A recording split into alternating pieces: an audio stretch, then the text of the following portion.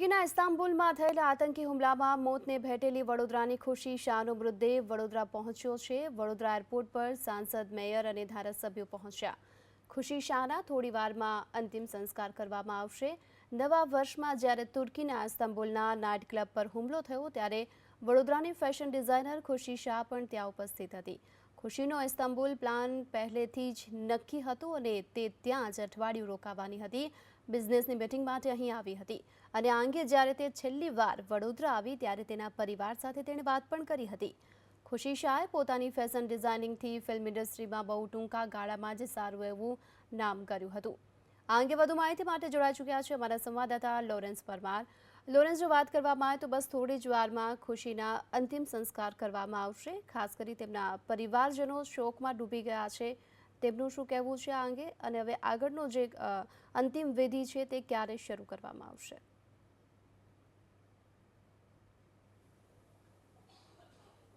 બિલકુલ, જે રીતે વાત કરીએ તો તુર્કીના ઇસ્તાંબુલમાં જે રીતે આતંકવાદી હુમલો થયો, 39 લોકોના મોત થયા, જેમાં 2 ભારતીયોના મોત થયા હતા। જેમાં વાત કરીએ તો એક નિર્માતા રિઝવીનું મૃત્યુ થયું હતું અને વડોદરાની ફેશન ડિઝાઇનર ખુશી શાહનું મૃત્યુ થયું હતું। અત્યારે આપણે ખુશી શાહના ઘરની બહાર છીએ। આપ જોઈ શકો છો મોટી સંખ્યામાં પરિવારજનો અહીંયા ઉપસ્થિત છે। જે રીતે હવે અહીંયાથી ફક્ત 5 થી 7 મિનિટમાં અહીંયાથી તેનો પાર્થિવ દેહ શહેરના વડીવાડી વિસ્તારમાં લઈ જવામાં આવશે અને ત્યાં તેના અંતિમ સંસ્કાર કરવામાં આવશે। અત્યારે પરિવારના સભ્યો આપણી સાથે છે। ભાવિનભાઈ તેમના પરિવારજન છે, તેમની સાથે વાત કરીએ। જે રીતે મેસેજ મળ્યો પરિવારમાં, ખાસ કરીને શું લાગણી છે? એમના પિતા પણ જે રીતે અન્નનો પણ ત્યાગ કર્યો હતો, અત્યારે શું સિચ્યુએશન છે? હવે પછીની કાર્યવાહી શું થશે? એટલે અત્યારે એના પિતા હજી ઘણા શોકમાં છે, બિકોઝ એક દીકરી હંમેશા એના પિતા માટે બહુ વાલી હોય છે। એટલે it's a very disturbing situation for the family. So let's hope કે ભાઈ he recovers from this loss very soon. બિલકુલ, પરિવારમાં પિતા ખૂબ જ દુઃખી છે, અન્ન પણ ત્યાગ કર્યો હતો। અત્યારે આપણી સાથે નિશાંતભાઈ છે, તેમની સાથે વાત કરવાનો પ્રયત્ન કરીએ। સર, હવે પછી કેટલા સમયમાં લઈ જવામાં આવશે અને અંતિમ ક્રિયા થશે?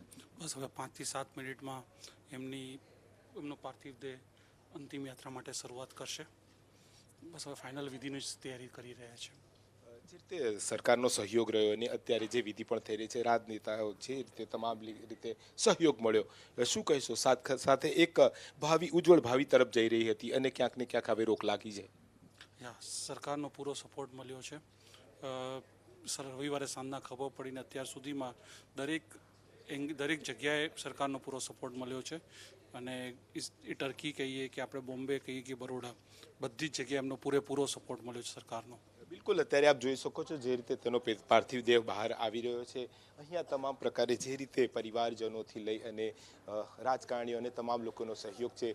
આપ જોઈ શકો છો અત્યારે એબીપી અસ્મિતા ઉપર એક્સક્લુસિવ દ્રશ્યો, જે રીતે ખુશી શાહનો જે રીતે અહીંયાથી પાર્થિવ દેહ જે રીતે અત્યારે સેવાસીમાં આ તેમનું નિવાસસ્થાન છે, મોટી સંખ્યામાં અહીંયા લોકો ઉપસ્થિત છે। તમામ લોકો જે રીતે અહીંયા ઉપસ્થિત થયા છે, આપ જોઈ શકો છો અહીંયા તમામ પરિવારજનો હવે તેની અસ્થિ અહીંયાથી લઈ અને ખાસ કરીને તેનો આ પાર્થિવ દેહ વડોદરાના વડીવાડી વિસ્તારમાં લઈ જવામાં આવશે। ત્યાં તેનો અંતિમ સંસ્કાર કરવામાં આવશે। તેના પિતાથી લઈ તેના ભાઈ જે રીતે અક્ષય અને તમામ લોકો દુઃખી છે। તેના પિતાએ જમવાનું પણ છોડી દીધું હતું।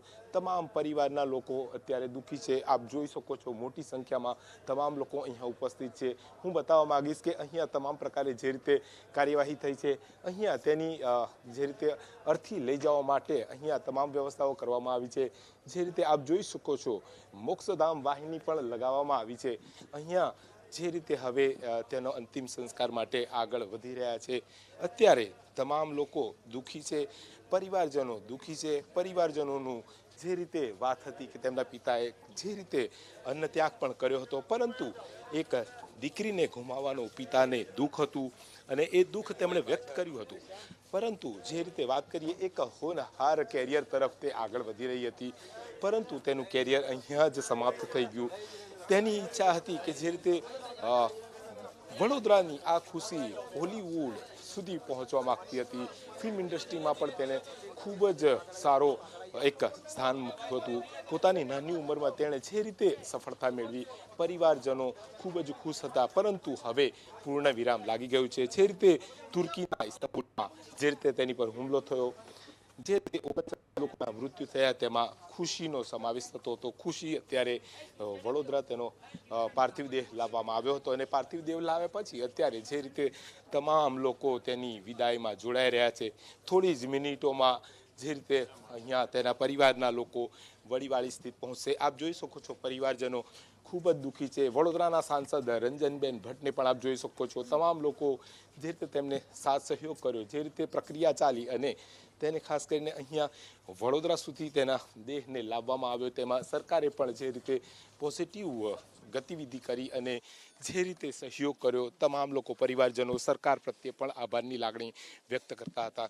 અત્યારે મોટી સંખ્યામાં પરિવારજનો છે, તેની અંતિમ સંસ્કાર હવે થોડી જ મિનિટોમાં થશે. તેનો પાર્થિવ દેહ તેના નિવાસ સ્થાનેથી અત્યારે નીકળી ચૂક્યો છે અને વડોદરાના વડીવાળી ખાતે તેનો અંતિમ સંસ્કાર કરવામાં આવશે. જી ચોક્કસ. લોરેન્સ, જો વાત કરવામાં આવે તો અંતિમ યાત્રામાં હાલ કોણ કોણ સામેલ છે?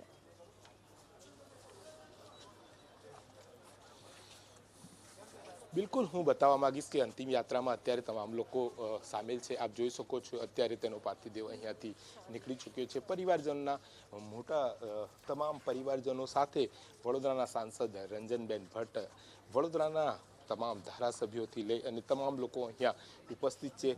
દુઃખની લાગણી છે. જે રીતે પરિવારની વાત કરીએ, અહીંયા તમામ લોકો દુઃખી છે. સાંત્વના આપવા માટે અહીંયા પરિવારજનો એકબીજાને સાંત્વના આપી રહ્યા છે. ત્યારે જે રીતે ખૂબ જ દુઃખી પરિવાર હોય, સરકાર તરફથી પણ ખૂબ જ સહયોગ મળ્યો હતો. ત્યારે હવે પરિવારની વાત કરીએ, પરિવાર સાથે સાથે અહીંયા જે રીતે તમામ લોકો ઉપસ્થિત રહ્યા છે, તમામ લોકોનો સહયોગ રહ્યો. આપણી સાથે વડોદરાના સાંસદ રંજનબેન ભટ્ટ છે, તેમની સાથે વાત કરીએ. જે રીતે વાત કરીએ મેડમ, આપણને જાણકારી મળી સરકારે કઈ રીતે સહયોગ કર્યો, હવે અંતિમ વિધિ પણ આગળ વધી રહી છે. સરકારે ખૂબ મદદ કરી છે. અત્યારનું વાતાવરણ એવું છે કે આખો પરિવાર અને એની સાથે જોડાયેલા બધા જ લોકો ખુશીની સ્મશાન યાત્રા નીકળી છે અને પરિવાર ખૂબ દુઃખમયમાં સમયમાંથી પસાર થઈ રહ્યો છે એવું ચોક્કસ હું પોતે પણ અનુભવી રહી છું. કેન્દ્ર સરકાર અને માનનીય સુષ્માજીએ એટલી બધી મદદ કરી છે કે દીકરાને વડોદરાથી બોમ્બે, બોમ્બેથી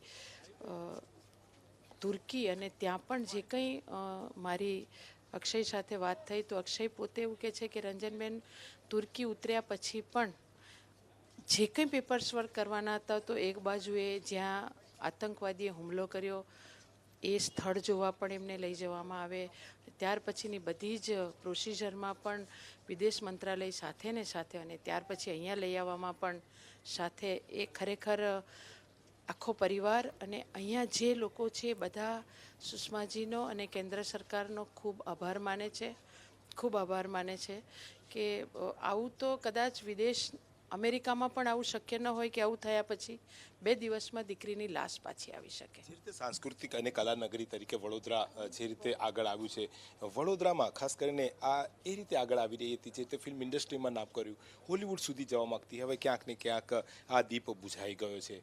કેટલી દુઃખની લાગણી છે શહેરના કલાકારોથી લઈ અને તમામ લોકો માટે? 100% વડોદરા માટે તો એક ગૌરવતી આ દીકરી અને એ જે ક્ષેત્રમાં આગળ વધી રહી હતી એટલે વડોદરા માટે આજે ખૂબ દુઃખ છે કે વડોદરાએ એક ઉભરતી દીકરીને જે વડોદરાનું નામ રોશન કરવાવાળી દીકરી અને એને ગુમાવી છે. તો વડોદરા માટે તો આજે ખૂબ જ દુઃખદ વાત છે. પરિવારજનો આપણી સાથે છે, તેમની સાથે પણ વાત કરીએ. બતાવો, જે રીતે હવે દુઃખની લાગણી સમગ્ર વડોદરાને છે, પરિવારમાં શું ખાસ કરીને પિતાજીએ પણ અન્નપાણ ત્યાગ કર્યો હતો, શું કહેશો? શું નાનપણમાંથી નાનાથી મોટી થઈ છે, ખૂબ જ મહેનત કરી છે. એના મા બાપ પોતે બી હવે છેલ્લા ઉપરાઉપરી પહેલાં ભાભી એક્સપાયર થઈ ગયા, પછી સાહેબને બાયપાસ કરાવ્યું છે અને 27 વર્ષની બેબી હમણાં એક્સપાયર થઈ. ખૂબ જ દુઃખદ ન્યૂઝ છે, પણ એટલું કે બેબીના અરમાન એટલા ઊંચા હતા, એને ભવિષ્યમાં ખૂબ જ આગળ જવું હતું. હું તો કહું છું ભગવાન એ સર્વ મનોકામના પૂર્ણ કરે અને સ્વર્ગમાં વાસ થાય. બિલકુલ, આપ જોઈ શકો છો અત્યારે મોટી સંખ્યામાં પરિવારજનો જે રીતે અંતિમ યાત્રામાં જોડાયા છે. હજુ પણ અનેક લોકો ઘરની મુલાકાત લેવા માટે આવી રહ્યા છે. વડોદરામાં ખૂબ જ દુઃખની લાગણી છે, કેમ કે આર્ટ કલ્ચર સાથે સાંસ્કૃતિક નગરી વડોદરા કહેવાય છે. ત્યારે જે રીતે તે આગળ વધી રહી હતી અને પરિવારજનો હવે ક્યાંક ને ક્યાંક દુઃખની લાગણી અનુભવી રહ્યા છે. ત્યારે હવે ખુશી શાહનો અંતિમ સંસ્કાર થોડી જ મિનિટોમાં થશે અને તેનો જે છે તેનું શરીર પંચ મહાભૂતોમાં વિલીન થશે. ત્યારે વડોદરામાં દુઃખનો માહોલ છે. કલાનગરીના તમામ કલાકારોથી લઈ રાજનેતાઓથી લઈ અને તમામ લોકો, ખાસ કરીને એના પરિવારજનો અને તેના પિતાએ જે ત્યાગ કર્યો હતો, આજે સવારે ડૉક્ટરને પણ બોલાવવામાં આવ્યા હતા. તેઓ હાર્ટની સર્જરીથી ચાલી રહ્યા છે. ત્યારે વડોદરાના જે આ પરિવારમાં દુઃખનો આભ તૂટી પડ્યો છે,